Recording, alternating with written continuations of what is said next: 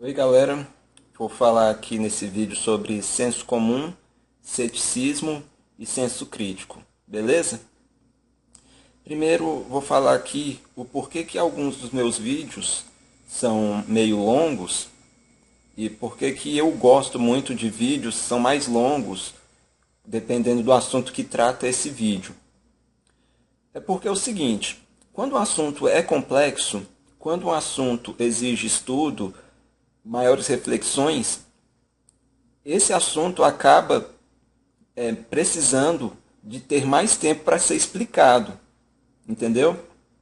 Porque se determinada pessoa chega com um assunto muito complexo e tenta falar em um minuto um discurso cheio de senso comum, com tudo aquilo que uma parcela da população quer ouvir, né? Pessoas que não têm senso crítico nenhum, praticamente, essa, esse discurso vai ser desinformativo. Esse discurso vai trazer, não vai esclarecer nada do assunto, vai só enganar as pessoas com mentiras, muitas vezes, entendeu?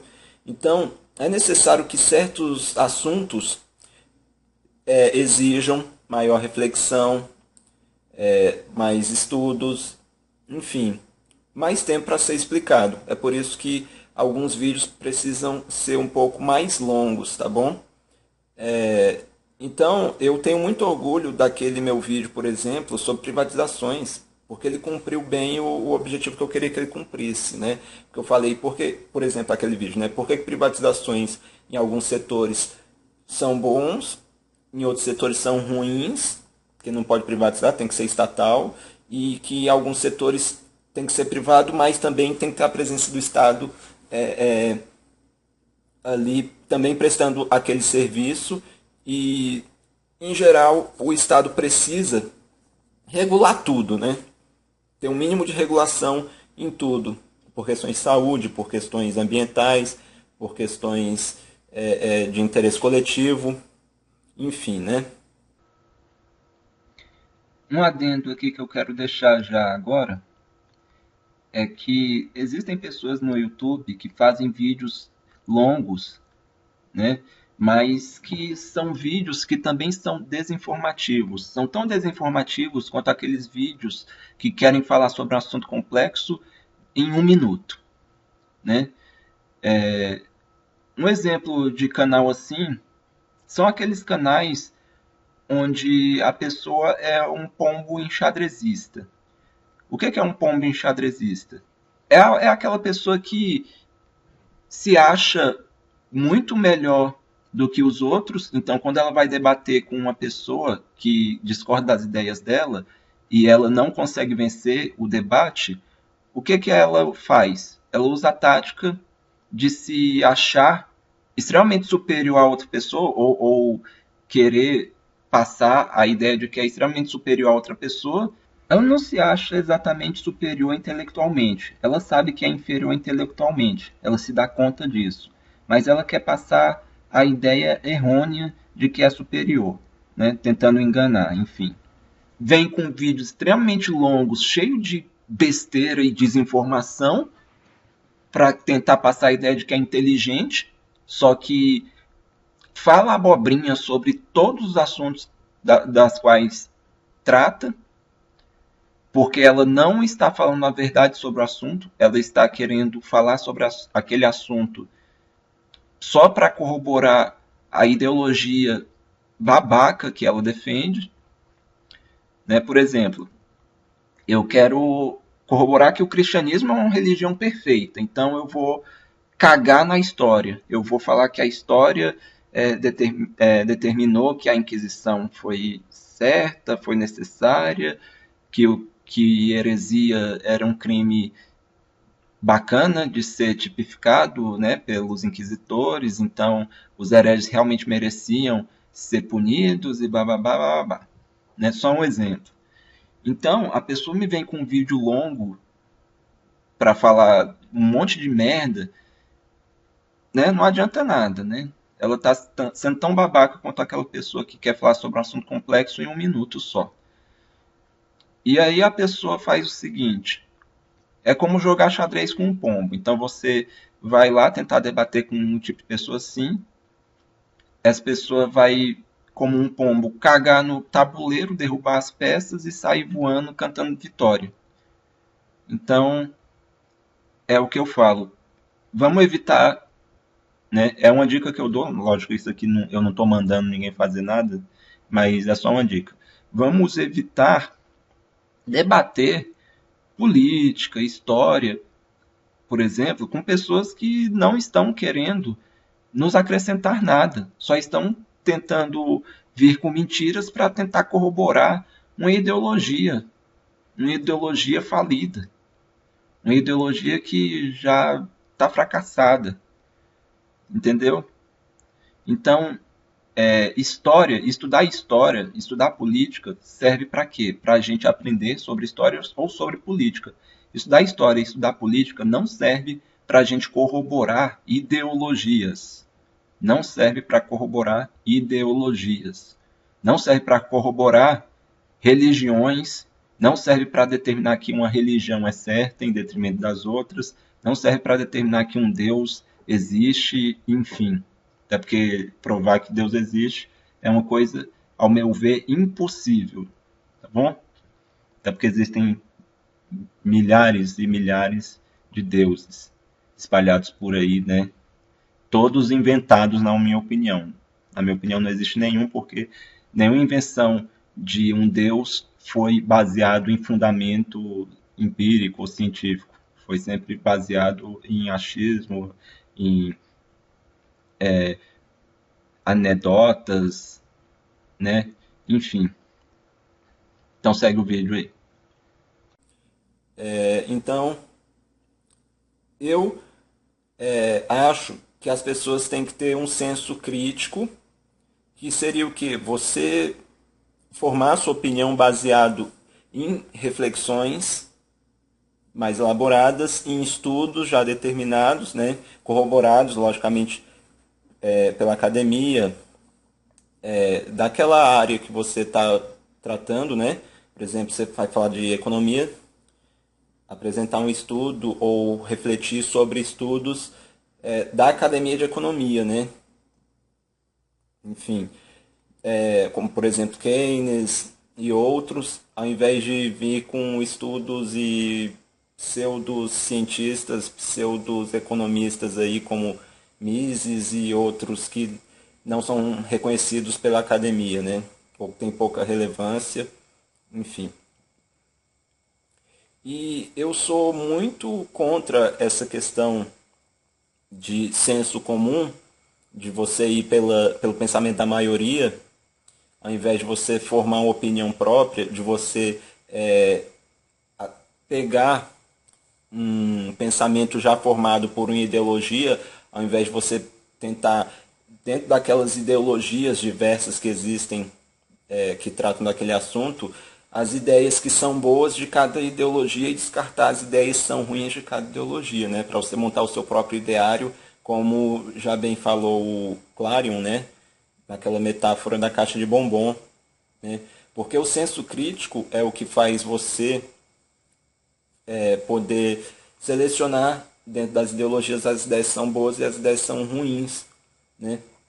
E uma coisa que leva ao senso crítico, né, que é você formar a sua opinião própria e não ir pela cabeça da maioria, é o ceticismo. O ceticismo significa você entrar no estado em que você duvida de tudo, principalmente daquelas coisas que não estão estabelecidas.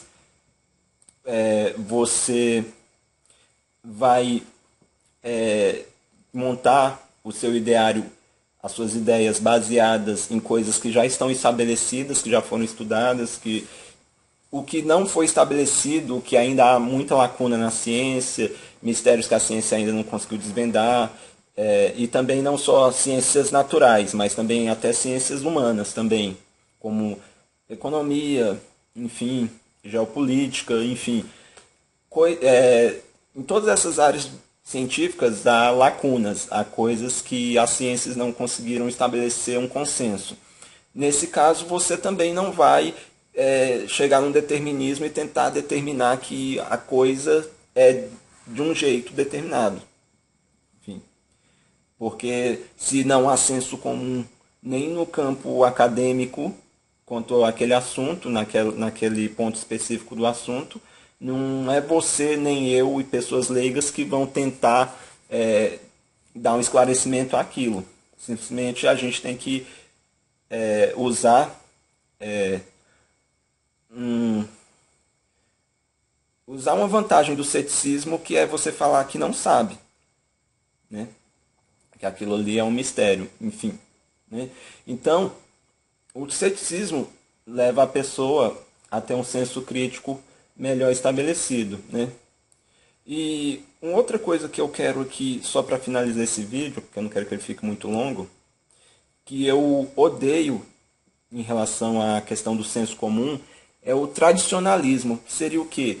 Seria você ficar pegando ideias estabelecidas por tradições e ficar querendo implantar ou impor isso na nossa vida. Isso é meio que um anacronismo, né? Que é você pegar ideias que eram aceitas anteriormente e tentar aplicar a hoje, ou tentar pegar ideias de hoje, achando que antigamente as pessoas pensavam igual pensam hoje, né? Então, a questão do anacronismo, como sendo uma coisa errada, já inviabiliza a gente pegar o tradicionalismo, quer dizer, ideias passadas de geração em geração e querer aplicar tudo da mesma forma que era anteriormente. Então, até, principalmente na questão de moralidade, né? O que é moral, o que é imoral, porque a moralidade é subjetiva e ela é muito dinâmica, ela muda com o tempo, né? Então esse pessoal que fica aí religioso, né, que fica falando, não, mas as tradições têm que ser seguidas e tal. Não, não é bem assim, né? Não é bem assim. Você tem que entender que muita coisa que era considerada errada antes, hoje não pode ser considerada errada, né? Porque as pessoas consideravam errada, mas de forma errada, equivocado. Nunca foi errado. Por exemplo, a questão da homossexualidade, a questão do divórcio, né? Essas coisas que eram consideradas erradas antes, na verdade não são erradas. São coisas que a gente precisa entender que são necessárias e que, ou que são fatos que existem. A homossexualidade é um fato que existe, não é crime nem errado. O divórcio é uma coisa que tem que, em muitos casos, acontecer, né? Quando duas pessoas vivem de forma infeliz, ou então o esposo maltrata a esposa, ou vice-versa, a esposa maltrata o esposo. Então, às vezes, um casamento é inviável. Então, às vezes, o divórcio é extremamente necessário, né? E não é por tradicionalismo que você vai tentar ficar forçando a barra para levar adiante um casamento que não está dando certo, enfim. Essa questão do anacronismo também serve para coisas que eram consideradas certas antes, mas que hoje a gente vê que é extremamente errado e imoral. Por exemplo, o machismo exacerbado, exagerado que existia antigamente, não é? Que hoje a gente sabe que é errado, mulheres têm que ter mesmos direitos que os homens, né? E também a questão da venda de pessoas, né?